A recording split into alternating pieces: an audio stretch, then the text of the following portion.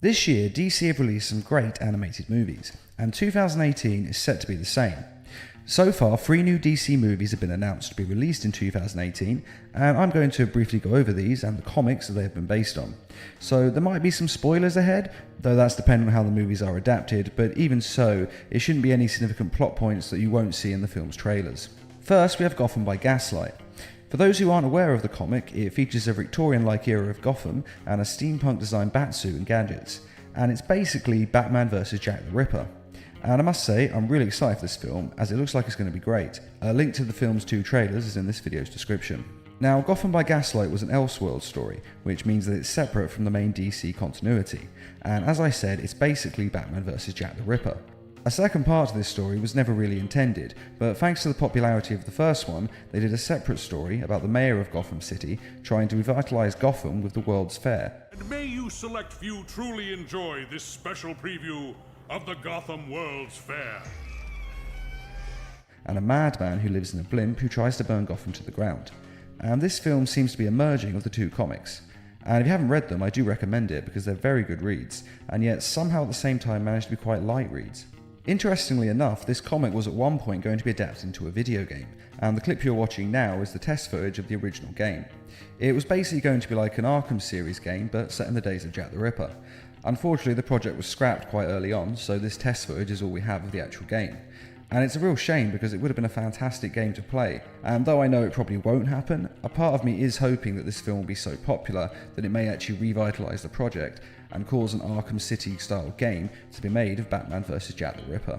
Now, this film is a Bruce Timm movie, which after Batman and Harley Quinn isn't really a selling point, as that film was terrible.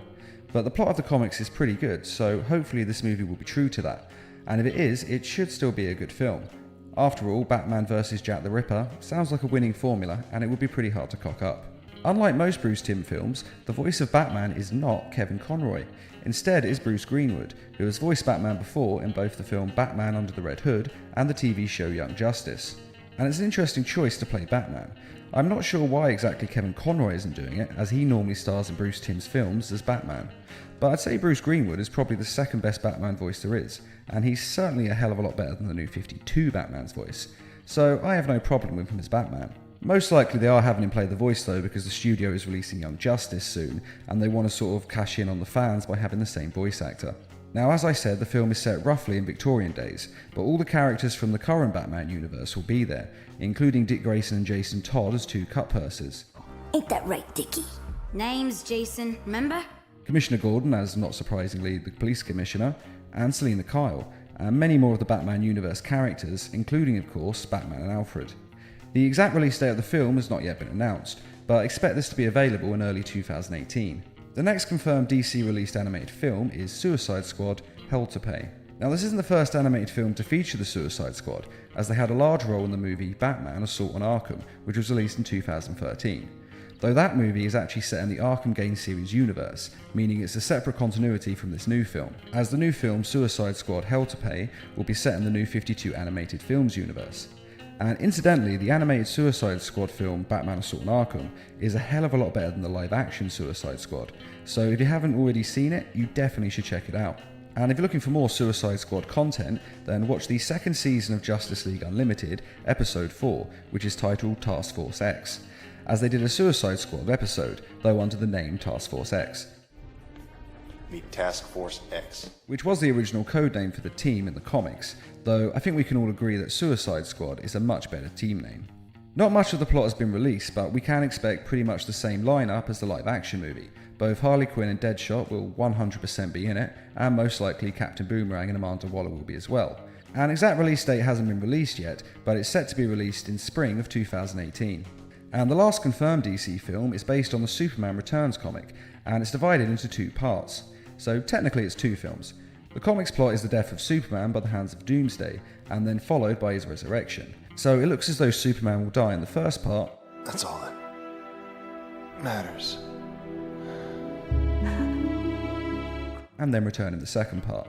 Now, this story has been adapted before in the film Superman Doomsday, but to be honest, it wasn't the best of adaptations. The film is watchable, but it's not a masterpiece, hence why they're remaking it. This is actually only the second DC animated movie to be told in 2 parts. the first being The Dark Knight Returns Part 1 and The Dark Knight Returns Part 2. And they were very good movies, so hopefully this two-part will be just as good. Well, it won't be just as good, The Dark Knight Returns is a masterpiece, but hopefully we'll still end up with something pretty good.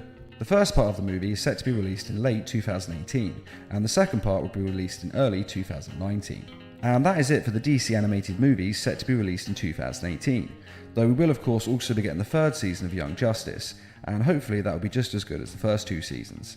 Out of the three films, I have to say I'm most looking forward to the Gotham by Gaslight one, as the comic was great, and a film about Batman vs Jack the Ripper sounds like a perfect recipe for success. But what film are you most looking forward to? And what do you think the plot of Suicide Squad will be? Be sure to let us know in the comments. And I'd just like to say a quick thank you to those of you who made this video possible by donating to the Needlemass Productions page on Patreon.